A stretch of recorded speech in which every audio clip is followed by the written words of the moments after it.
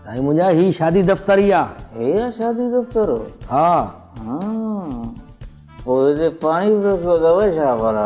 सभु कुझु आहे हिते साईं, शादी दफ़्तर में सभु कुझु मिलंदो तव्हांखे। सभु कुझु मिलंदो? पोइ यार हिकिड़ो कमु करे भुॻड़ा रखणी वठो। सर भला ईअं कयो, हिन खे न हथ मां जले दर खां ॿाहिरि छॾे अचो, मूंखे त को मवाली थो लॻे। वाह वाह साईं, हे रंग बि आहे यार, वाह क्वालिटी आहे साईं तव्हां वटि। छा मतिलब?